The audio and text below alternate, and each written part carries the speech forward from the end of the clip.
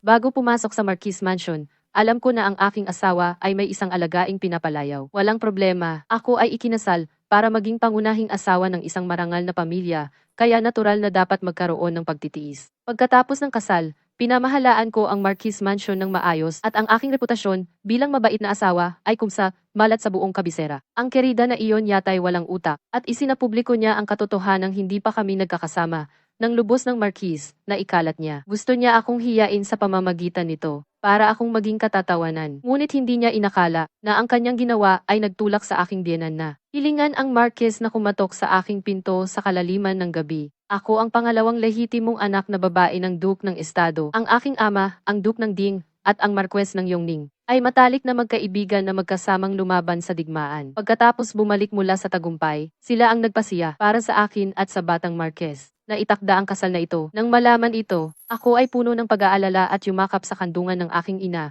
at nagtanong ng balisa. Kung sa hinaharap ay hindi niya ako magustuhan, ano ang gagawin ko? Narinig ito ng aking ina at tumawa. Sabi niya, bobo na bata. Ang kasal sa pagitan ng mga marangal na pamilya, ang pagmamahal ng asawa ay ang pinakawalang kabuluhan. Ang mahalaga ay ang kapangyarihan na mayroon ka bilang pangunahing asawa, ang iyong impluensya sa ilalim ng patnubay ng aking ina. Ako ay lumaki araw-araw. Isang buwan bago ang aming kasal ni Chu Yunzao, ang matandang utusan ng palasyo ay lumabas upang bumili at nagkaroon ng alitan sa iba. Ito ay maliit na bagay sa pagitan ng mga katulong. Hindi na kailangang sabihin sa akin. Ngunit ang taong nag-away ay may kinalaman sa akin. Siya ang kerida na inaalagaan ni Chu Yunzao sa kanyang kwarto. Dahil sa relasyong ito, napilitan akong humarap at ayusin ito. Hindi masyadong tumpak na tawagin siyang kerida, sapagkat ang pangunahing asawa ay hindi pa pumapasok. Ang Marquis Mansion ay hindi maglalakas loob na kumuha ng babae ng hayagan. Ngunit siya talaga ay ang kasintahan na nagmamahal kay Chu Yunzao at minamahal siya. Ang aking magiging biyenan dahil sa bagay na ito ay nagpunta pa sa aming bahay upang bisitahin. Paulit-ulit niyang tiniyak na paalisin ang babaeng iyon bago ang kasal. Ngunit pinigilan siya ng aking ina. Dahil gusto ni Yunzao, hayaan siyang manatili sa palasyo at alagaan ng mabuti.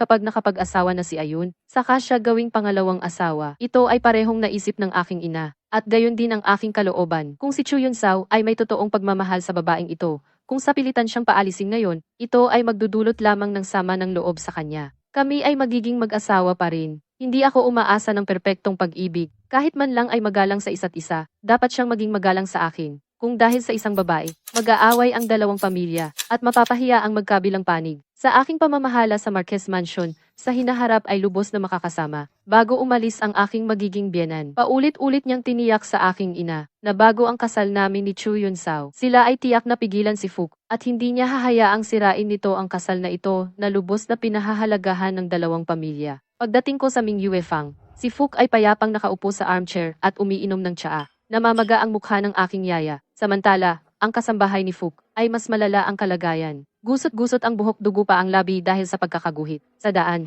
sinabi na nila sa akin ang buong pangyayari habang naglalakad kami. Ang dahilan ay, pumunta si Yaya sa Ming Yufang para bilhin ang pampaganda para sa aking dot.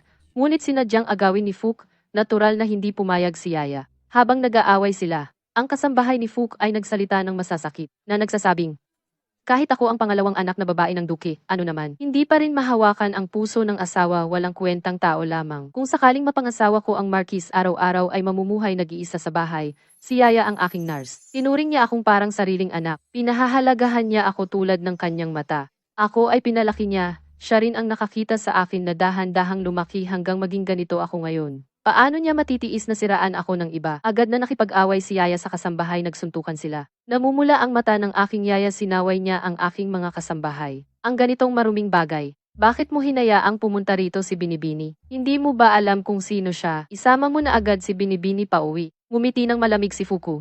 Anong katauhan? Ang pangalawang anak na babae ng Duke? Pwede na bang mang-api? Nagalit ng sobra si Yaya. Mabilis kong pinigilan si Yaya, Binibini. Sabihin mo nga, paano ako ng api? Baka naman hindi ka marunong tumanggap ng pagkakamali. Sinaktan ng iyong yaya ang aking kasambahay. Binibini, sabihin mo nga kung bakit siya sinaktan? Natahimik si Fook sa aking tanong. Ilang beses nagbago ang kanyang mukha. Kahit ano ang dahilan, mali pa rin ang manakit ng tao. Ngumiti ako, tama ka. Kaya ako na ang mag-alay ng paumanhin. Para sa aking yaya, ang mga kolorete at tanso na iyon ay ituturing kong handog sa iyo bilang paumanhin. Nagulat si Yaya. Binibini, ito ang gagamitin mo sa iyong kasal. Napakamahal niyan. Nagulat si Fook, tila hindi makapaniwala. Tila natatakot na baka magbago ako ng isip. Kaya mayabang niya akong sinagot. Ang salitang lumabas sa bibig, hindi na maaaring bawiin. Huwag kang magsisi, walang emosyon ang aking mukha. Ngunit may ngiti.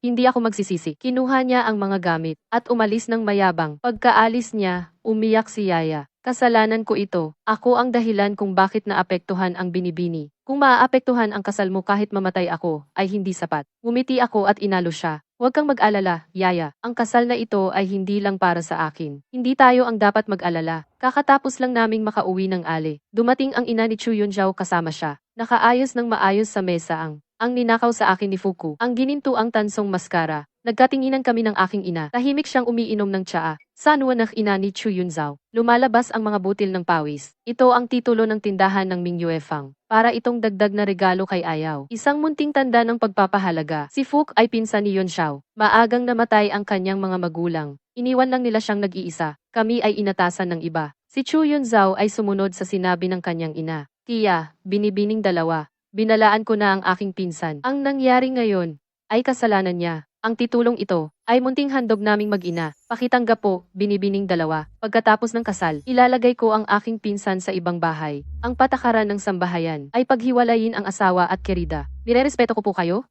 Binibining dalawa, hindi ko hahayaang lumabag ang aking pinsan. Tinanggap ng ina ng binibining dalawa ang titulo. Si Chu Yunzao at ang kanyang ina ay nakahinga ng maluwag. Tiyak na ang mga chismis sa labas ay nagpahiya sa kanila sa daan. At nawalan sila ng mukha. Ang dalawa naming pamilya ay may dignidad. Si Ayaw ay hindi panganay na anak na babae. Ngunit siya ay pangalawang anak na babae mula sa pangunahing asawa. Ang mga gamit na nagamit na ng iba. Paano niya madadala sa kasal? Agad na sinabi ni Chu Yunxiao, pupunta na ako ngayon para gumawa ng bagong headdress para sa binibining dalawa. Tiyak na mas mahalaga at marangya kaysa sa kasalukuyan. Ngumiti ang aking ina at tinulungan siyang tumayo. Kinausap sila hanggang hapon bago sila pinauwi. Pagkatapos nilang umalis, ibinigay ng aking ina ang titulo ng Ming Yuefang sa aking kamay. Ang nangyari ngayon, ginawa mong mabuti. Minasahi ko ang balikat ng aking ina. Dahil po sa mahusay na pagtuturo ng aking ina. Mula 3 buwan na ang nakalipas, si Fuk ay nagsimula sa lahat ng paraan upang pilitin akong iwan ang kasal. Gusto niya akong paatrasin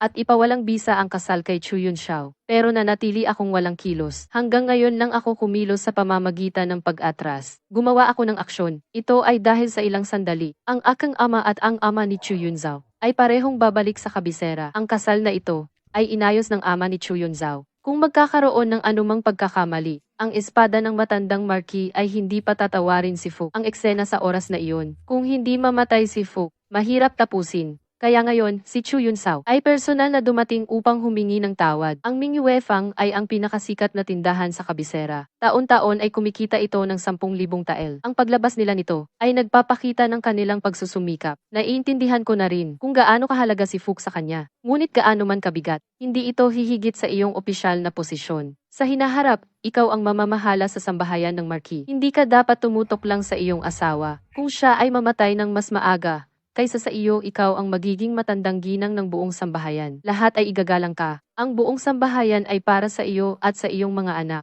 Naiintindihan ko ang malalim na kahulugan ng sinabi ni Inay. Ang mga anak ang pinakamahalaga sa ngayon. Sa 3 araw ng aming kasal ni Chu Yunzao, nagsimula akong sumunod sa aking biyenan at pumangasiwa sa mga gawain ng sambahayan. Si Chu Yunzao ay pumupunta sa akin araw-araw para kumain ng tanghalian. Sa gabi ng kasal, hindi pa kami nagdampian. Nadula si Fuk at napatumba ang kandelero. Nasunog ang bakuran. Tumakbo ang utusang umiiyak at tinawag si Chu Yunzao. Wala man siyang panahong maghubad ng kanyang pangkasal. Ay mabilis siyang tumakbo papunta roon at hindi bumalik magdamag. Nang malaman ito ng aking biyenan kinabukasan, siya ay nagalit ng husto. Ikinulong si Fuk sa templo ng mga ninuno at pinagbawalang lumabas. Si Fuk ay hindi kumain o uminom sa templo. Si Chu Yunzao ay walang nakuha sa kanyang ina ngayon ay humihingi ulit ng tulong sa akin. Ikaw ang aking kakwentuhan sa gabi, aking asawa. Si Fuk ay parang bata ang ugali. Alam kong marami kang pinagdaanan para sa kanya. Noong bata pa siya, iniligtas niya ang aking buhay. Ayaw, hindi ko siya pwedeng pabayaan. Hinahalo ko ang sabaw sa aking mangkok. Ang aking ekspresyon ay mahinahon. May ngiti sa labi. Tayo ay mag-asawa.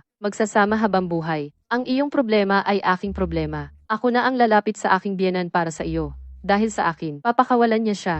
Matapos palayain si Fuk, siya ay pinagalitan ni Chu Yunzao. Pumunta siya sa aking silid na labis na nag-aatubili upang magpasalamat sa akin. Hinahawakan ko ang abacus at binabasa ang ledger. Nang hindi tumitingin, sinabing hindi kailangan ng pasasalamat.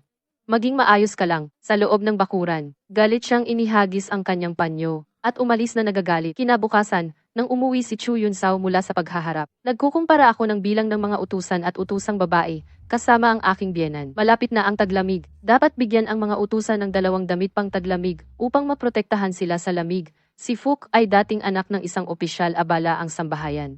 Hindi kaya ni ayaw mag-isa. Bayaang tumulong si Fook. Pagkasabi niya nito, inihagis ng aking biyenan ang kanyang chopstick. Nasiraan ka ba ng bait? Si Chu Yunsao ay bahagyang nakakunot ang noo. Inay, si Fuku ay iyong sariling pamangkin. Ang aking biyenan ay galit lamang noon. Nang marinig ito siya, ay halos nagngangalit. Isang babae na hindi pa opisyal na pangalawang asawa. Karapat dapat bang tumulong sa pangunahing asawa? Pinagbigyan ko siyang mabuhay alang-alang na lang sa iyo. Huwag kang maging masyadong mapang-abuso. Tumayo si Chu Yunsao na galit at gusto nang umalis. Pinigilan ko siya sa pagsasalita. Kung gusto mo talagang tumulong si Fook sa akin. Sa ngayon, ang sambahayan ay naghahanda ng mga damit pang taglamig para sa mga utusan. Nagkasundo kami ni Inay na bukas ay pupunta sa templo upang ipagdasal ang aking kuya na nasa hangganan at mag-ayuno ng kalahating buwan. Ito ay maaaring ipagawa kay Fook. Umupo muli si Chu Yunsao. Ang pag-iisip mo ng ganito, ang siyang nararapat na lawak ng loob ng pangunahing asawa. Oo, bilang pangunahing asawa. Dapat kong unawain ang aking asawa. Bilang panganay na anak sa pamilya, ang iyong ama ay wala sa bahay. Sa mahabang panahon, ang iyong ina ay nag-iisang nagpatakbo ng mansyon at pinalaki ka. Dapat mo rin siyang unawain. Ang iyong ina ay nagsimulang umiyak. Pinigil ang hikbi at sinabi, Yao, hindi mo kailangang magtiis para sa akin. Para na lang hindi ko siya naging anak. Pag-alis ng iyong ina, si Chu Yunsao ay sobrang sama ng loob. Dumating ang mga tao mula sa bakuran ni Fuku para tawagin siya. Ito ang unang pagkakataon. Nagalit si Chu Yunsao. Ano ba ang pagmamadali? Umalis ka na, nang kaming dalawa na lang ang natira sa kuwarto. Ibinaba niya ang kanyang ulo at may kahihiyang sinabi sa akin. May utang akong buhay kay Fuku. Dati niya akong iniligtas. Muntik na siyang mamatay. Pareho pa ring mga salita. Pabaya kong sinasagot. Alam ko kinabukasan ng maaga. Sumakay ako ng karwahe pauwi. Ang mansyon ay hindi na tulad ng dati na walang sigla.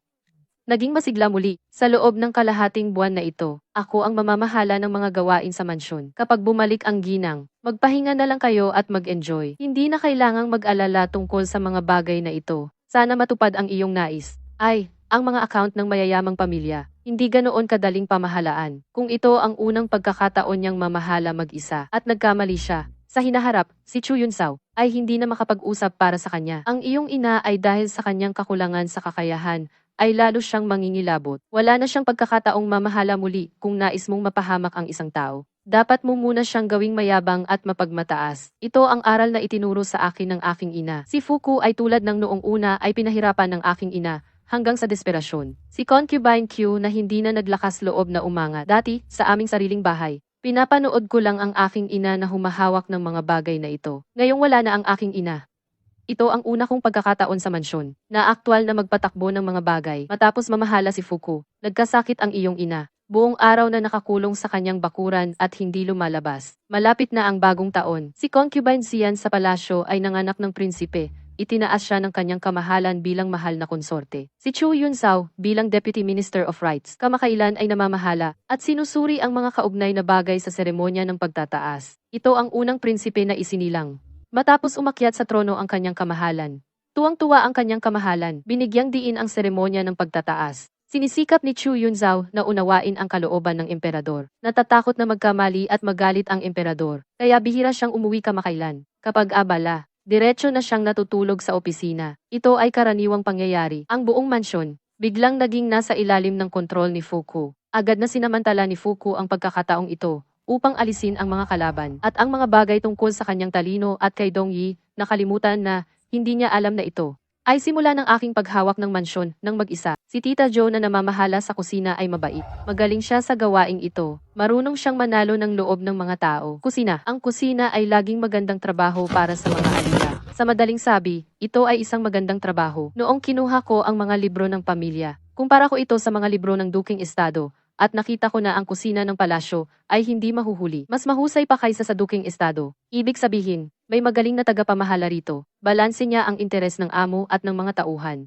Kailangang tiyakin na ang pondo ng publiko ay hindi masyadong mawawala. At kailangan ding bigyan ang mga nasa ilalim ng ilang benepisyo upang walang gulo na makakaapekto sa kanyang posisyon bilang tagapamahala. At hindi dapat hayaan ang mga tauhan na gumawa ng mga kalokohan ng lihim na makakaapekto sa pagkain ng mga amo. Unang ginawa ni Fook nang umangat siya ay ang alisin kay Tita Zoe ang kapangyarihan sa kusina. Pinalitan niya ito ng kanyang sariling alilang babae. Nag-utos ako ng masusing investigasyon at saka ko lang nalaman ang alitan sa pagitan ni Fuko at Tita Zoe. Bago pa ako ikasal sa palasyo, meron na pala. Dati nang nagbuntis si Fuko. Ang biyenan kong babae ay paulit-ulit na sinasabi na hindi dapat mabuntis ang babae bago ang lehitimong asawa. Pinipilit niyang painumin si Fook ng gamot upang malaglag pero pinigilan ito ni Chu Yunzao. Nag-alala si Chu Yunzao na gagawa ng hakbang ang biyenan kaya umupa pa siya ng mga bantay mula sa labas para espesyal na protektahan si Fook. Noong panahon ng pagbubuntis ni Fuko, sobrang lambing ni Chu Yunzao sa kanya. Sobrang lambing kaya naging walang modo siya. Mahal ang pugad ng ibon.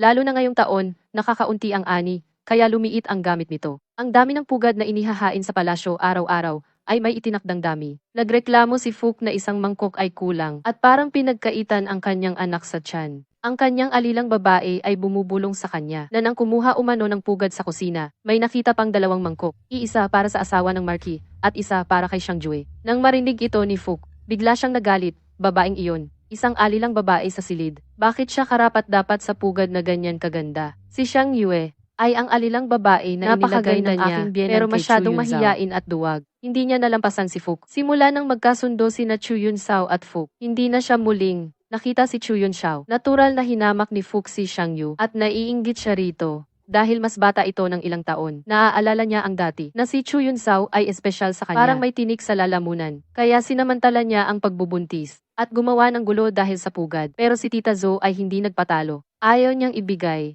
ang pugad para kay Xiangjue kay Fuku. Sa halip, sinigawan niya ito. Sabay sabing wala siyang anyo ng isang dalaga sa magandang pamilya. Nagwala siya dahil sa pagkain. Simula nang mabuntis si Fook, sobra siyang inalagaan ni Chu Yunzao, kaya hindi siya sanay sa ganitong sermon. Naalala niya ang mga araw na siya ay nabubuhay sa ilalim ng iba. Hindi niya matiis ang ganitong insulto. Paano niya matitiis ang ganitong kahihiyan? Sa gitna ng pagtatalo, siya at si Aling Zoe ay nag-away. Ngunit siya ay mahina't babae. Sa harap ni Aling Zoe na sanay sa mabibigat na gawain. Natural na walang kalaban-laban. Hindi nagtagal, napasuko siya. Sumisigaw na ipagbili si Aling Zoe. Napangiti ng malamig si Aling Zoe. Ako ay alalay ng ginang isang babaeng lingkod na ipinanganak sa bahay na ito.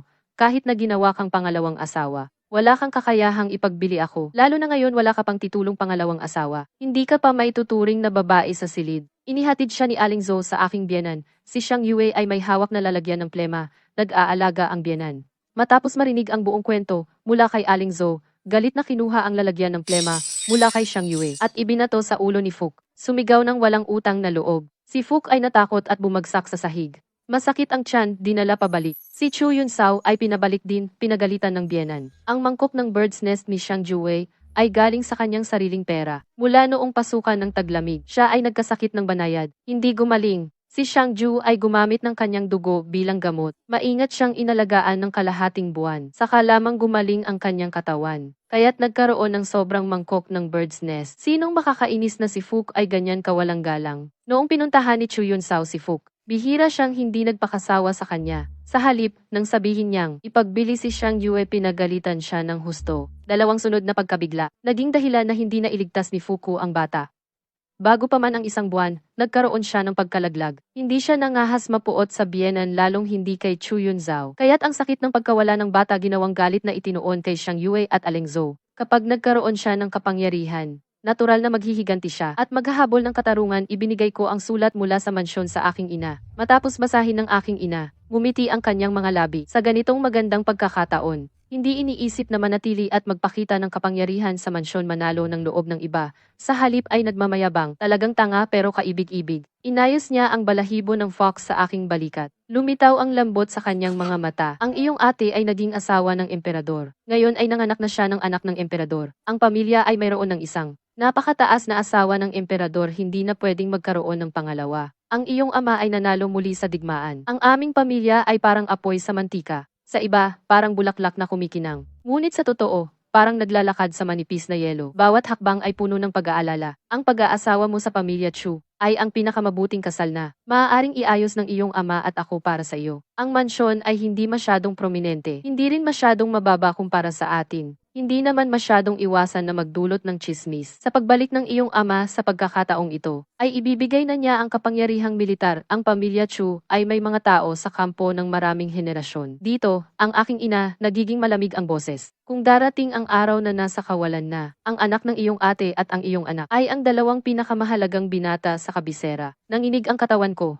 Naunawaan ko ang sinabi ng aking ina, kung darating ang araw. Hindi nasisiyahan ang maharlika sa aking ama. Kusang ibigay ang kapangyarihang militar, o nais na alisin ang aming pamilya. Kung gayon, ang aking anak, iyon ang panganay na lalaki ng pamilyang Chu. Sa panahong iyon, maaari na siyang mag-alsa. Itaas ang anak ng aking tunay na ate bilang emperador, upang mapanatili ang pag-unlad at pagbagsak ng aming angkan. Ang kasalang ito ng pamilyang Chu, ang pinakamalalim na interes, ay nakasalalay sa katayuan ng pamilyang Chu sa mga general. Ina, naunawaan ko na oo. Ang bagay na ito, may tutulong sa iyo, walang pagkakamali. Mula sa likod ng ina, lumabas ang isang babaeng may belo. Ito ay mula sa iyong lola mula sa libu-libong milya. Ipinadala para sa iyo, isang mabuting katulong. Ang pangalan ay Luyi. Ngumiti sa akin si Luyi ng kaakit-akit binibini, gamot o lason. Patayin o itapon ang katawan, kaya ko pareho.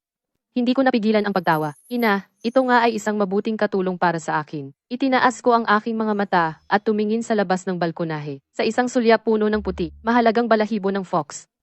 Hindi na kayang labanan ang malamig na hangin. Magbabago na rin ang panahon sa mansyon. Ang mapang-akit na lotus, namumulaklak na ng sobra, oras na upang putulin. Matapos ayusin si Manang Zhou, si Fuku ay nagsimulang umatake kay Xiang Yu. Nag-isip siya ng dahilan ng pangangalo niya. Ipagbibili na si Xiang Yue. Tumalon si Xiang Yue sa balon. Iniligtas ng biyenan, ngunit nalaman na ng lahat. Ang mga walang alam ay nagulat sa autoridad. Ito ay umabot sa alkalde. Si Fuku at Xiang Yu ay dinala ng magkasama. Abala sa palasyo at nahihilo. Nang marinig, si Chu Yunsao ay halos sumuka ng dugo sa galit. Hindi man lang nagbago ng uniforme, nagmadali siyang pumunta. Si Fuku sa hukuman, inilabas ang ebidensya ng pangangalo niya ni Xiang Yue. Tahimik ang alkalde. Si Chu Yunsao mismo ay namutla. Ang mga salita ni Fuku, wala ni isa na makatatagal sa pagsusuri. Pinaalis ng alkalde ang mga tao sa paligid. Dinala sila sa likod bahay. Nagbuhos ng tsaa para kay Chu Yunzao. Pinsan, ang aking pinsan na babae, ay may reputasyon noong dalaga pa siya. Ang asawa ng Duke ay mahina at laging may sakit. Ang lahat ng bagay sa mansyon ay pinamamahalaan ng aking pinsan na babae. Siya ay sikat sa pagiging mahusay na may bahay. Medyo nahiya si Chu Yunzao habang hawak ang tasa ng tsaa. Ang iyong pinsan na babae. Pumunta siya sa templo upang manalangin para sa kanyang kuya. Nagsabi siya ng pagkatapos ay ngumiti at nagtanong, alin pong templo? Hayaan ang aking asawa na samahan ang iyong pinsan. Magsindi ng insenso para sa mga sundalo sa hangganan. Isang tanda ng pagrespeto. Nag-alangan si Chu Yunsao na magsalita. Ngunit hindi siya makapagsalita. Ang sinabi namin ng aking ina sa mansyon ay pumunta sa templo upang manalangin para sa aking ama at kuya sa hangganan. Hindi namin sinabi sa kanila kung saang templo kami pumunta. Libo-libo ang templo sa labas ng kabisera. Ang mga sikat na templo ay hindi bababa sa 100. Hindi ako pinapansin ni Chu Yunsao.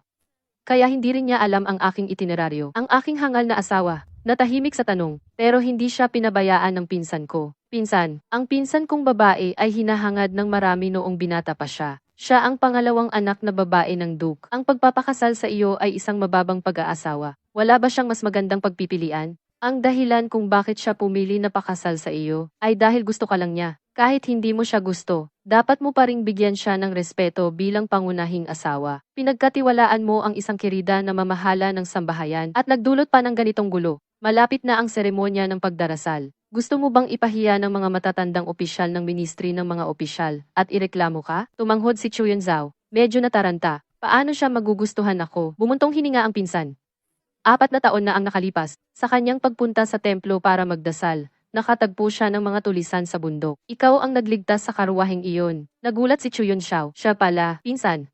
Alagaan mo ng mabuti ang pinsan ko. Siya ay isang mabait at mahinahong babae. Kung mawalan siya ng pag-asa sa iyo at makipaghiwalay, ang dating manugang ng Duke, sino pa ang magpapakasal sa iyo bilang pangalawang asawa? Ang mga salitang iyon ay may halong lambing at pananakot. Hindi naman nagalit si Chu Yunsao. Naiintindihan ko. Pagkaalis ni Chu Yunsao, bumalik ang pinsan, binuksan ang kurtina at nagyabang sa akin. Pinsan, ano sa tingin mo? Maganda ba ang ginawa ko? Taos-puso ko siyang pinuri na napakahusay. Si Chu Yunxiao, kasama sina Fook at Xiang Yue, ay nagmaneho pa uwi. Para makauwi sa mansyon, kailangan nilang dumaan sa pinakaabalang kalye ng Shenwu. Ang mga opisyal ng lungsod ay nagsasagawa ng malaking operasyon. Sa ilang sandali lang, kumalat ang balita na pinilit ni Fook na patayin ang babae. May isang taong mausisa na nagtanong sa labas ng karwahe. Binibining Marquis, ang asawang pinabayaan mo para sa babae ay ang anak na babae ng ating Duke. Ang Duke ay matapang na lumalaban sa harapan. Paano mo hahayaan ang babae na ito? Tumunog ang isang boses mula sa karamihan, at dumami ang mga batikos. Bumagsak si Fook sa kanyang mga bisig, umiiyak. Pinsan, siguradong ito ay kanyang tusong plano. Inalis ni Chu Yunsao ang kanyang kamay, at sinigawan siya.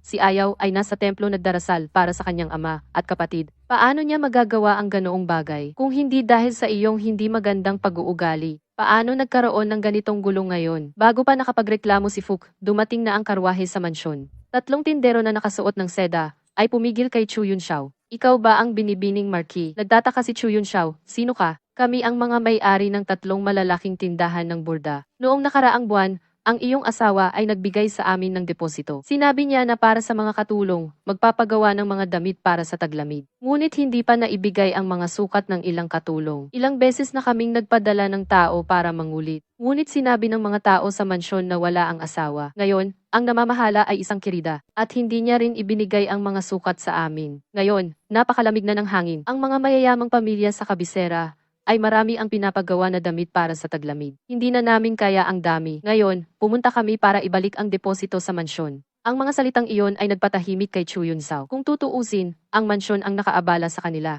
Binigyan nila ang mansyon ng isang buong buwan. Malapit na ang taglamig. Talagang huli na para sa kanila. Tinanggap ni Chu Yunsao ang deposito, at pagkaalis ng mga tao, siya ay malamig na tumingin kay Fook. Ang galing mo naman. Pumasok si Chu Yunxiao na may galit. Muntik na siyang madapa. Nakayapak ang utusan sa pintuan. Nakasuot ng manipis na damit. Nakayuko sa sulok, nilalagnat. Galit na sabi ni Chu Yunsao, anong nangyayari? Nauutal si Fook, hindi makapagsalita. Nakayuko si Xiang Yu at nagsabi, binili namin siya nitong summer lang. Ulila ang batang utusan. Tag-init lang ang damit na binigay, at damit pang taglagas ang ibinigay. Wala pa ang damit pang taglamig. Isang buwan, buong buwan. Ano bang ginagawa mo? Sa unang pagkakataon, si Chu Yunsao, sa harap ng maraming tao, ay nagalit kay Fook. Natakot si Fook, puno ng luha ang mata. Asawa ko, ako. Ako naman, sa oras na ito, bumalik na nakasakay sa karwahe. Bumalik na si Madam. Bumaba ako sa karwahe na may hawak sa kamay ng yaya. Galit pa rin ang mukha ni Chu Yunsao. Nang makita ako, parang nagulat. Samantalang si Fook at Xiang Jiwei ay gusot ang buhok. Ako naman ay napaka-elegante at marangal. Ang damit at ayos ng buhok ay paborito niya. Mahal ko, okay ka lang ba? Bahagya akong nakakunot ang noo. Lumapit ako sa kanya at hinawakan ang kamay niya. Ang lamig naman ng kamay mo.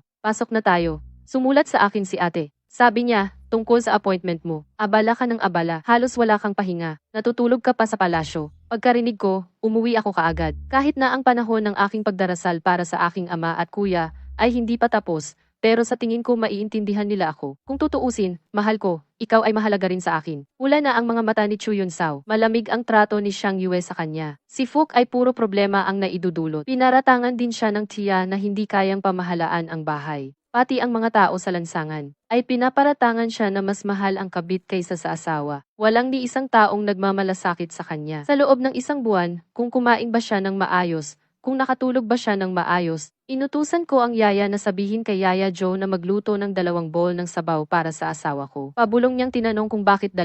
Tiningnan ko siya ng masama. Ang tanga mo, ang lamig ng panahon. May pasok ka pa sa hapon. Dalhin mo at painitin sa uling. Kapag napagod ka, inumin mo. Napakalaki ng palasyo. Kulang ang init. Ang mainit na sabaw ay makakatulong para alisin ang lamig. Iniwas ni Chu Yunsao ang kanyang mukha. Medyo namamaos ang boses, parang umiiyak. Pero napakalambing. Oo, maalaga ka, ginang. Tumawa ako at sinabi, ikaw ang aking asawa. Siyempre, kailangan kitang alagaan. Sandali lang nagpahinga si Chu Yunsao sa tanghali at may tumawag sa kanya pabalik sa palasyo. Bago siya umalis, sobrang nagkasala. Taos-puso siyang humingi ng tawad sa akin. Noong una, pinapaboran ko si Fook. Siya ay isang babae na mababa ang pinagmulan. Paano siya makakahawak ng mga account ng mayayamang pamilya? Makialam sa mga gawain ng sambahayan. Walang dahilan, nakapagbigay ng hiya. Mali ang ginawa ko sa bagay na ito. Simula ngayon, lahat ng bagay sa bahay, ikaw ang masusunod. Hindi mo na kailangang sumangguni sa akin. Pinagkakatiwalaan ka rin ng ina. Ikaw ang aking legal na asawa. Walang mangahas na hindi ka igalang. May dumating mula sa accounting. Pumunta sa bakuran ni Fook noong kinukuha ang ledger. Si Fook, na may pulang mga mata, ay tumakbo kay Chu Yunzao. Nang hindi siya nakita ni Chu Yunzao, ininsulto niya ako sa labas. Ibinagsak ni Chu Yunzao ang tasa ng tsaa. Ang mainit na tsaa ay tumapon sa lupa. Nagtaas ang puting usok. Ganyan ka ba niya inaalipusta noon? Umiling ako. Ngumiti ako sa kanya ng malumanay. Tahimik kong nilunok ang sama ng loob. Walang problema. Malamig niyang sabi. Dalhin siya rito at sampalin ng 10 beses. Nang nasa ikalawang sampal na, umiyak na si Fu. Pinsan, nakalimutan mo na ba? Ako ang nagligtas sa iyo. Binugbog mo ako para sa kanya. Tiningnan ko ang pag-aatubili sa mga mata ni Chu Yunzao. Namagitan ako at sinabi, tama na, huwag nang lumala. Tigilan na ang pambubugbog. Iuwi na ang binibini at alagaan ng mabuti. Pinisil ni Chu Yunzao ang kanyang mga kamao. Pumuputi ang kanyang mga labi sa pagkagat. Isang beses na pagligtas nagbigay kay Fook ng mga taon ng kayamanan at karangalan. Ngunit kung lagi niya itong binabanggit, iyon ay pagigiit ng utang na loob.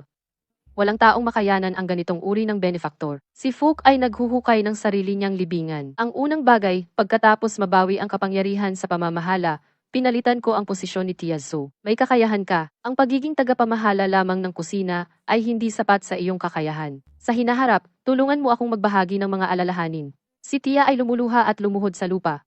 Susunod ako sa lahat ng sasabihin ng ginang. Ang mga kilos ni Fook ay nagdulot sa kanya ng pagdurusa sa mansyon. Nagkasakit ang tiyahin. Hindi niya maipagtanggol ang kanyang katarungan. Wala siyang mapagpuntahan para humingi ng tulong. Mukhang hahantong na siya sa kamatayan. Walang nagbibigay ng dagdag na biyaya kapag maganda na ang sitwasyon. Ang gagawin ko ay magbigay ng tulong sa oras ng pangangailangan. Ang isang buwan ng pagpapahirap at kahihiyan ay sapat na upang sabihin sa kanya na ang mansyon ay nagbago na ang pamamahala. Kailangan niyang pumili ng bagong Panginoon upang mabuhay ng disente. Siya ay isang napakatalino na tao. Alam niya kung paano maging isang mabuting kasangkapan sa aking mga kamay. Kapag maayos na ang aking kalagayan saka lamang siya magiging maayos. Binigyan ko siya ng maraming tilak. Pinasundo ko siya sa gabi upang sukatin ang mga alipin. Gumawa ng 3 set ng damit pang taglamig. Ngayong taon, sobrang lamig ng taglamig. Ang para sa isa pang set ay mula sa aking dote. Ito ang pagbibigay ng biyaya. Kapag nakatanggap ka ng kabutihan, saka mo maaalala ang utang na loob. Dahil mayroon akong si Fuku bilang paghahambing ang pamamahala sa mansyon, ay napakadali, sa loob lamang ng 2 buwan. Kumalat na ang aking reputasyon. Ang mga katulong at alipin sa mansyon na namimili araw-araw ay laging lumalabas. Kapag nakikipag-usap sa mga alipin ng ibang bahay, ay hindi tumitigil sa pagpuri sa akin. Sa paglipas ng panahon, ang aking reputasyon bilang mabait at may kakayahan ay kumalat sa buong kabisera. Ngunit sino ang mag-aakala na si Fook ay may galit at talagang ikinalat niya ang tungkol sa akin at kay Chu Yunzao na hindi pa kami nagkaroon ng kasalan. Sadyang pinakalat niya ito. Gusto niyang mawalan ako ng dignidad at mahiya at sirain ang aking reputasyon. Hindi ko ito pinansin. Sa halip, araw-araw ay nagpapadala ako ng sabaw kay Chu Yunzao. Pero si Fook ay lalong lumala. Gumastos siya ng maraming salapi para lumala ang mga chismis. Ngayon, pinagtatawanan na ako ng mga tao sa labas. Sa ika-7 araw, hindi na napigilan ni Chu Yunzao ang bumalik sa mansyon. Hindi dahil sa chismis, kundi dahil sa sabaw. Medyo nahihiya siyang nagsalita sa akin. Ayaw, nagpalit ba ng kusinero? Walang-wala akong alam, sabi ko. Ang sabaw kamakailan ay masyadong maalat. Namutla ang aking mukha, walang sigla akong tumango. Naiintindihan ko, asawa ko, sasabihin ko sa maliit na kusina. Hindi napigilan ng matandang babae na magsalita. Mahal na Ginoo, ang sabaw nitong mga nakaraang araw ay personal na inihanda ng aming ginang. Tingnan mo itong magandang kamay, puro paso at paltos. Mabilis kong inalis ang kamay ko. Saway ko, matandang babae. Anong sinasabi mo? Kinuha ni Chu Yunzao ang kamay ko. Pumipintig ang dibdib niya. Galit na sabi, hindi ka pa umaamin. Tingnan mo ang kamay mo. Gaano na ito kasunog. Pumula ang aking mga mata. Pasensya na, asawa ko. Kahit itong maliit na bagay ay hindi ko magawa ng maayos. Nakagat niya ang labi. Hindi na kami nagsalita. Pinapunta niya ang alila para magdala ng gamot. Siya mismo ang naglagay. Huwag ka nang maging tanga. Kung may ginawa ka, sabihin mo, alam mo?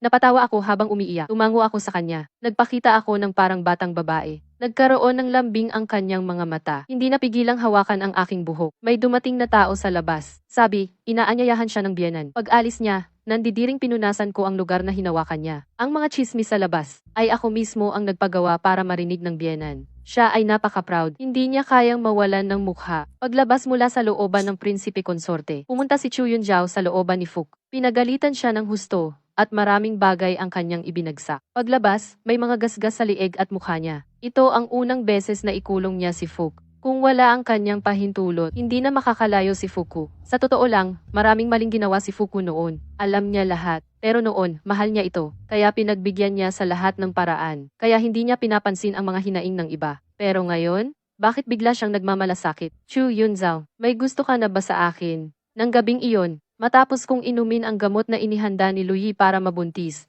tahimik akong naghintay kay Chu Yunzao. Tulad ng inaasahan, kumatok siya sa pinto ko. Sa kasagsagan ng pagmamahalan, umiiyak siya, humihikbi at nagsabi sa aking tainga, "Pasensya na, ikaw ay isang marangal na dalaga. Ang pakasal sa akin ay ako ang nag-angat. Ako ang may kasalanan noon. Pinagtiisan mo ang maraming pagwawalang bahala at kahihiyan. Simula ngayon, ikaw lang ang aking pahahalagahan, tulad ng kabutihan mo sa akin." Pabaya ko siyang hinalikan, para tumahimik siya. Kung gusto niya akong pakitunguhan ng mabuti, sana mabuntis niya agad ako, at sana maaga siyang mamatay, para mamana ng anak ko ang kanyang titulo. Iyon na ang pinakamabuti niyang magagawa para sa akin. Talagang epektibo ang gamot ni Louis. Ngunit noong gabing iyon, ay nabuntis ako. Pagkatapos kong mabuntis, ipinatawag ko si Xiang Yue. Buntis na ako ngayon. Ngayon, muling paborito si Fuk. Bilang pangunahing asawa, natural lang na walang epekto sa akin. Ngunit ikaw, dahil nasa sitwasyon ka, lahat ay hindi mo kontrolado. Kailangan mong lumaban. Mabuti laging may anak. Kahit babae lang, itinaas niya ang kanyang magagandang mga mata. Ang kislap ng tubig ay pumuno sa kanyang mga mata. Yumuko siya sa akin. Naiintindihan ko, ginang. Si Chu Yunsao ay umuuwi ng maaga mula sa palasyo. Maagang umuuwi. Araw-araw ay marami siyang dinadalang bagay para sa akin. Gusto niyang idikit ang kanyang tainga sa aking tiyan para marinig ang galaw. Ngumiti ako at tinanong siya, "Buntis na ako ngayon. Hindi kita masisilbihan. Bakit ayaw mong pumunta kay Xiang Yu?" Medyo nainis siya. Ang ibang asawa ay ginagawa ang lahat para mapasama ang asawa sa kanilang silid. Bakit ikaw naman gusto mo akong paalisin? Napatawa ako. Ayokong maging masamang asawa. Umismid siya. Ang asawa ng isang inspektor ay kaya pang pilitin ang asawa na paalisin ang kerida gamit ang kutsilyo. Iyon ang mabuting asawa. Hindi ko napigilan ang tumawa. Baliw na ba siya? Sa tingin mo ba ay mabuti iyon? Oo, dahil mahal siya ng kanyang asawa, kaya ganun. Paano kung paalisin ko si Fuku? Ito ang unang pagkakataon na diretsyo kong binanggit si Fuku sa kanya. Tinitigan ko ang kanyang mga mata. Inaasahan kong makita ang gusto kong makita. Pag-aalinlangan at kahihiyan. Pero sa halip ay masaya siyang tumingin sa akin. Plano kong ibalik si Fuku sa kanyang probinsya sa Lingcheng dahil hindi kanya binigyan ng tsaa bilang pangalawang asawa. Kaya hindi siya itinuturing na aking karibal. Iniligtas niya ang aking buhay. Gusto ko siyang bigyan ng maraming dote para makapag-asawa siya ng mabuting lalaki. Halos mawala na ang ngiti sa aking mga mata. Naiwan na lang ang nakagawi ang kurba ng aking labi. Siya ay nagdalang tao para sa iyo. Sinong lalaki ang magpapakasal sa kanya? May bahay sa Lingcheng. Pwedeng doon siya manirahan sa kanyang pagtanda. Kung ayaw niyang mag-asawa, sustentuhan siya habang buhay. Basta hindi siya lalabas sa harap nating dalawa. Tumigil ako saglit, walang masabi. Sige, sabi niya sabay hawak sa kamay ko. Ang kanyang mga mata ay kumikinang. Plano ko ring isama si Xiang Yue. Simula ngayon, tayo na lang dalawa sa mansyon. Ayaw, sapat na ikaw para sa akin. Marami akong pagkakamali sa iyo noon. Simula ngayon, babawi ako sa iyo ng paunti-unti. Sa lugar na hindi niya nakikita, napakunotno ako ng malalim. Malamang talagang sira na ang utak niya. Hindi talaga niya kilala si Fuk. Paano siya alis ng ganoon lang? Inisip ko na ang maraming paraan ni Fuk. Ngunit hindi ko inasahan ito sa araw ng aking panganganak. Dahil kambal ang dinadala ko, mahirap ang panganganak. Ipinagpaliban ni Chu Yunxiao ang kanyang trabaho at sinamahan ako sa labas ng silid. Sumigaw ako ng napakalakas at masakit. Tinulak niya ang mga katulong at pumasok sa loob. Umiiyak na naghalo ang sipon at luha. Sobrang gulo ng itsura niya. Mahigpit niyang hinawakan ang aking kamay. Hingal na hingal. Tingin mo sa akin. Hindi ka na masasaktan. Nagsisinungaling siya. Sabay akong nasasaktan at natawa. Talaga naman, hindi ko naman siya gusto. Bakit kapag tinititigan ko siya ay mawawala ang sakit? Pumikit ako, tahimik na nagdasal sa puso. Sana ay maging ligtas ako. Hinihintay ko pa ang magandang buhay na mayaman at asawang mamamatay. Ang prinsipe ng aking ate ay naging tagapagmana na. Nag-asawa naman ang aking kuya ng prinsesa. Buntis na rin ang prinsesa. Ibinaba ng aking ama ang kapangyarihang militar. Sa Ministry ng Digmaan ay mayroon lang siyang pandangal na posisyon. Araw-araw sa bahay kasama ang aking ina. Nangingisda at umiinom ng tsaa. Ligtas at maayos ang aking pamilya. Ayoko ring mamatay. Biglang sumigaw ang hilot. Ang ina o ang anak. Lagi naman akong mabuti ni Hoye. Sumigaw ang aking biyenan. Ililigtas ang bata, Wang Pozi. Dapat mong tiyakin na ligtas ang apo ko. Mahigpit kong hinawakan ang kumot. Tuloy-tuloy ang pagbagsak ng luha ko. Para akong isang piraso ng bulok na karne. Pinayagan ang sarili na kontrolin ng iba. Ililigtas ang ina, tumayo si Chu Yunsao. Isang tulak ang ginawa niya sa aking biyenan. Hinugot niya ang espadang nakasabit sa dingding. Itinutok sa leeg ng hilot. Kung may mangyari man sa asawa ko, ipapapatay ko ang buong pamilya mo sa malagim na paraan. Kinagat ko ang labi ko. Hindi sinasadyang tumulo ang luha. Ginawa lang naman niya ang dapat gawin ng isang asawang lalaki. Pero parang hindi na ako gaanong naiinis sa kanya. Ang kasal na ito ay para sa alyansa lang naman. Ang hinihiling ko lang ay magalang na pagsasama. Ligtas ang ina at anak. Ligtas ang ina at anak. Malakas na sabi ni Wang Pozi. Hawiya, halika at tingnan mo ang munting prinsipe at prinsesa. Nilampasan ni Chu Yunzao siya at pumunta sa tabi ko. Nanginginig ang kamay na pinunasan ang pawis ko. Tumama ang luha niya sa tuyo kong labi. Hindi na ako manganganak. Ayaw, natatakot ako. Huminga ako ng malalim. Handa nang magsalita. Biglang nalaglag ni Fuku ang tansong palanggana. Hinugot niya ang isang punyal mula sa manggas. Sinalakay ako. Natakot akong iminulat ang bibig. Si Chu Yunxiao ay may hawak na sanggol. Gamit ang kanyang likod upang humarang. Tumagos ang punyal sa kanyang puso at baga. Puro sigawan ang lahat. Lumingon siya at hinawakan si Fuku. Kinuha ang mahabang espada na nakalabas. Itinutok sa kanyang lalamunan. Isang saksak sa lalamunan, dumura siya ng dugo. Inabot ang kamay upang hawakan ang mukha ko. Ayos lang, ayaw. Nanlaki ang mga mata ko. Amoy dugo ang bumabalot. Nanginginig ang boses na sumisigaw ng doktor. Doktor, huwag kang mamatay. Huwag kang mamatay, Chu Yunxiao. Noong galit na galit ako sayo, nabubuhay ka ng maayos. Ngayon ay handa akong maging magalang na mag-asawa sayo. Paano ka namatay? Ika-7 taon pagkatapos mamatay ni Chu Yunxiao, humiling ang ministro ng estado ng titulo para sa aking anak. Siya ang pinakabatang Shizi. Ang kanyang titulo ay walang banta mula sa mga anak sa labas. Si Xiang Yu ay walang anak. Siya ay mahusay magluto. Gusto niyang manatili sa akin at alagaan ang bata. Magluto para sa bata. Noong 2 gabi na pumunta siya sa aking silid, malungkot siya. Hindi rin niya ako hinawakan. Tinanong ako ni Xiang Yu kung mahirap ba ang manganak. Sinabi ko sa kanya, napakahirap. Sabi niya, sa hinaharap ay dadalhin niya ang pinakamahusay na doktor para sa akin. Sinabi ko na ang aking ate ay isang Imperial Noble Consort. Ang pinakamahusay na manggagamot ay natural na naka-standby. Sinabi niya muli na gusto niyang samahan ako. Tinitigan ko siya, at bumuti ang pakiramdam ko. Tumigil siya saglit, tumingin sa akin na nagpapakain ng bata, at nagbuburda ng sombrerong may ulo ng tigre. Ngunit alam ko na kinasusuklaman mo siya. Tusok ang karayom sa daliri, at lumabas ang patak ng dugo. Ngunit hindi ko naramdaman ang sakit. Oo, dati ay kinasusuklaman ko siya ng labis. Ngunit namatay siya, namatay para sa akin. Ngunit unti-unti ko nang nakakalimutan ang mga masasamang bagay. Sa halip, naalala ko ang kanyang mga kabutihan. Kapag kumakain ako ng mainit na bagay, automatiko niyang inaabot ang kanyang kamay para saluhin ako. Kapag nasusuka ako dahil sa pagbubuntis, ipinagpaliban niya ang trabaho para imasahe ang likod ko. Hindi magaling ang kanyang teknik. Pumasok pa siya sa palasyo para humingi ng payo sa manggagamot. Biro ng iba na mas mahal niya ang asawa kaysa sa babae. Nagalit siya at nagmura. Pagkatapos ay bumili siya ng maraming bagay para sa akin,